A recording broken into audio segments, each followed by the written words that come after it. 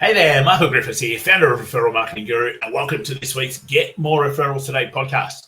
Today, I want to talk to you about creating a movement not only with your business, but with your clients. And it's a really smart way to be able to create tribe, to be able to create community, to be able to make your clients feel that they are part of something bigger than just simply whatever service it is that you offer. So before I dive into that, what I want you to be thinking about here is just simply your service, the thing that you provide, the results that you get, the thing that you do has to be bigger than just simply you doing this thing. And it tends to be the mistake that most people think.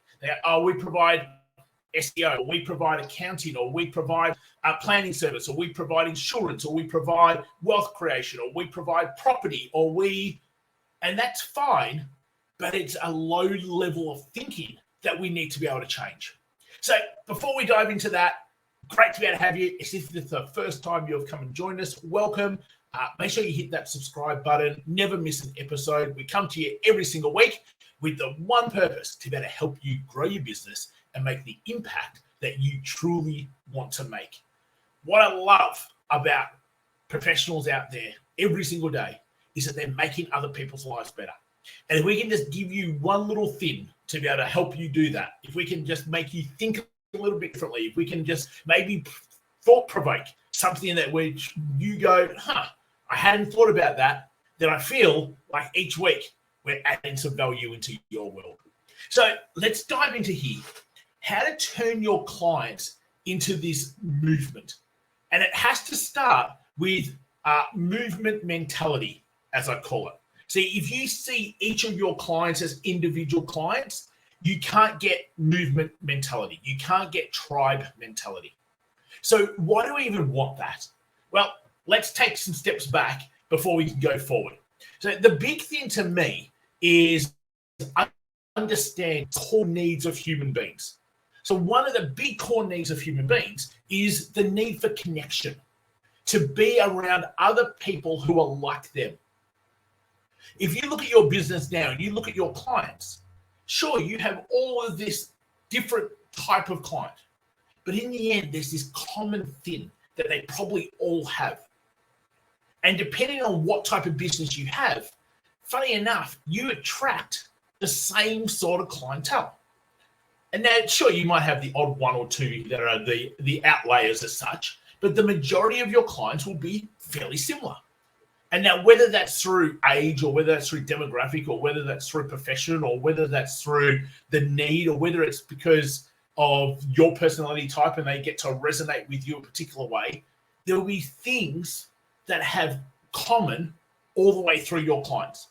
You see, humans have always tended to be around other humans that are like them. So they might be around you because of your thought leadership. They might be around you because of your zone of genius. They might be around you because of the hobbies or interests that you have. They might be around you because the way that you do business. They might be around you because of your personality type and you're very direct, or the complete opposite. But whatever it is, humans have always gathered around other humans that tend to be like them. When you think of your friendship group, and I always love that saying of the 5 closest people you're around, look at their income and your income is going to be very similar. It's because as humans, we tend to get around other people who are like us. And that comes back to this need for acceptance, this need for connection, this need of being part of this tribe. And caveman days, that's what it was all about. If you weren't part of the tribe, there's every chance that you're probably going to get eaten by the saber-toothed tigers or killed.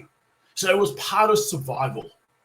And even though we're fast-forwarded millions of years and we don't have to quite be on edge to survive, our brain hasn't. And our brain very much has this need for survival mentality. It's what its job's there to do. It's there to be logical. It's there to be rational. It's there to be analytical. It's there to keep you safe. It's there to make sure you survive. So when you understand all of that, you've got an opportunity within your business, and in particular, this tribe mentality, this movement mentality, to tap into this primal instinct that humans already have. Hey, when you think about it, why does social media platforms go so well? Because people can be around other people who are like them. They can see what they're doing. They can see what's going on. They can feel a sense of connection. Why do people attend meetup groups, networking groups? People run, and the people who run are all part of runners clubs. People who swim, and they're all part of swimmers clubs. People who do French, and they're part of language clubs. See, it's ingrained in our culture, in our society, to be around other people who are like us. So understanding all of that, where is the actual real benefit, or where's the chance for your business to be able to tap into this and be able to really go movement mentality, tribe mentality? Because those that are doing it keep their clients for longer, they get more referrals from their clients, and in the end, it's more fun. Business is more fun. From my perspective, why do I want our clients to have this movement mentality, this tribe mentality? Because they can make greater impact. They can do a lot more to be able to help society. And when I look at people, and in particular businesses that bring their clients together and they raise money for charities, or they do great things for the local community, it's like there's so much more good you can do when you've got pools of people together rather than all individual. So let me just give some different examples here. I think that's probably going to be the best way for me to be able to get through and get you to start thinking, maybe, how do you do this? Rightio. So first one, I'm a service business. It really doesn't matter. Let's go. I'm a financial, in the financial service industry. Okay, so what normally happens? I've got client A, and I help client A with whatever it is that they need help with. Then I've got client B, and I help client B. And then I've got client C, and I help client C, and I've got client D, and so forth. Okay, so let's just go. I've got 26 clients, and each client I work with and I help. They don't know each other. They don't know of each other. In essence, our relationship is just simply me with that client and that client back with me. Great. And that's really easy for someone to be able to look after and manage. I call it the individual relationship. The only problem with the individual relationship is, as soon as that person has had enough of you, as soon as the bond, the closeness, the oxytocin between you and them changes, there's nothing that keeps them around. And now I see that happening all the time.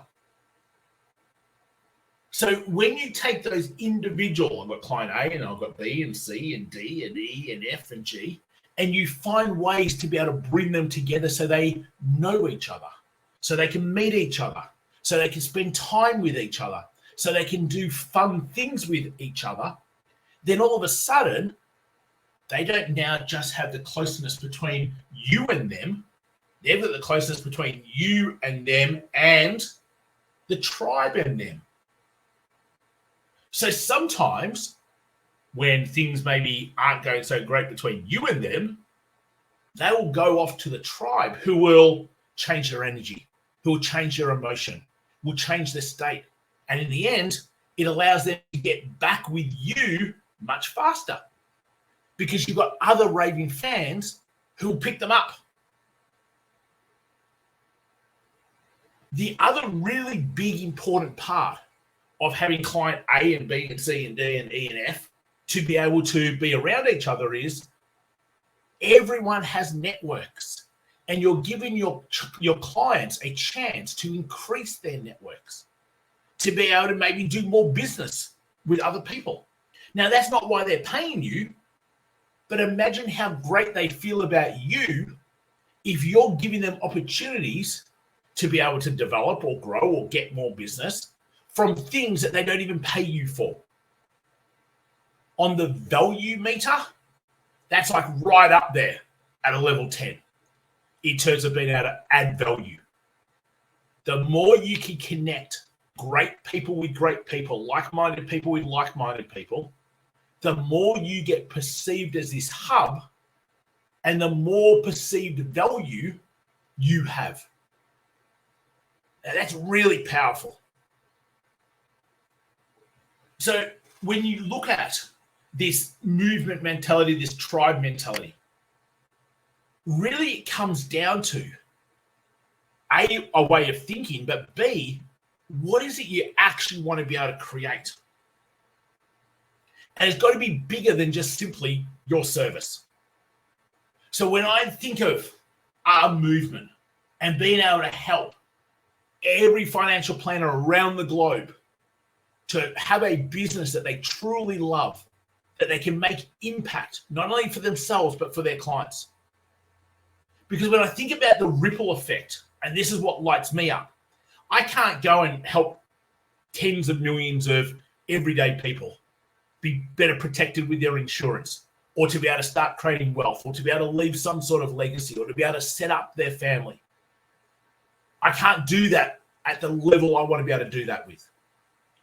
But if I can help the core person who can do that, financial planner, all of a sudden now, as a collective, as a tribe, we can help tens of millions of people. And therefore, that makes society a better place. So I don't focus so much on this is my service. I focus on the bigger vision and the bigger picture and why I actually want to do what it is that I do. Because when you've got that way of thinking, it's just so much in abundance. So first thing you've got to do is you've got to go from, I offer this, whatever that happens to be, into this is the movement I want to be able to create. Let me just give an example or two. I'm an SEO provider. Okay, good. So down at this level, what do I say to myself? I help people get on the front page of Google and get more clients. That's the service I provide, SEO. Okay, so from a movement perspective, and obviously there's lots of levels in between, but I'm just going to go from the base level to the top level. I help our clients to be able to grow their business, to be able to get more clients. But why? So I want our clients to fill in the gaps, whatever it happens to be. You see, when you get to that level, which is very much a story, limbic, feeling, emotional level, it's so much easier for people to be able to resonate with you. So what happens when people resonate with you? They know very quickly, are you their type of person or not? And therefore, you start building your tribe with exactly the right sorts of people. I'm sure you've had clients in the past where you've said, oh, that's hard work. That wasn't much fun. Really, they probably weren't the right sort of client for us. And it's probably because they weren't the right person to what your other clients all look like. And that's what you needed to change. So the clearer you get on the movement you want to create, and every single person can create a movement. Think about, what does your business really want to be able to do? Now, you can provide SEO services down here, but your movement is bringing together 100 professionals who all contribute a percentage of their profits to whatever causes. And therefore, anyone that doesn't want to do that knows that they're not going to be the right sort of client for you. But for a lot of businesses, that would completely light them up. And they want to be around others who want to do exactly the same. So you just need to start thinking about what are the things that are so important in this tribe movement mentality to you. And then you can't be afraid to start expressing it. See, in our tribe, in our movement, We want the top 1% of planners, the planners who want to be the 1%ers, who want to be able to help, who want to be able to contribute, who want to be able to create their own movements, who want to be more remarkable than all the other planners out there who just simply do exactly the same thing day in, day out. What does it look like for you? What sort of people do you want? How do you want them to be? How do you want them to act? When you start bringing people who are the same together, it's amazing at what you can do to contribute and make society a better place for more people. When you've got that way of thinking, not only is business more fun, not only you making more impact, but in the end, you're going to have a bigger, better, and more profitable business. Hopefully I've been super helpful. Tribe mentality, movement mentality. Just start playing around with it. And as always, if you've got any questions, if you're not sure, if you want to get something clarified, if you just want to shoot the breeze on how to get this tribe movement mentality, you can always reach out. support@michaelgriffiths.com.au. Comment below if you're watching this across our socials or on our YouTube channel, Referral Marketing Guru. Make sure you hit that subscribe button. Get More Referrals Today at your favorite podcast station. And if there's something in particular that you'd really like me to go through, shoot us an email.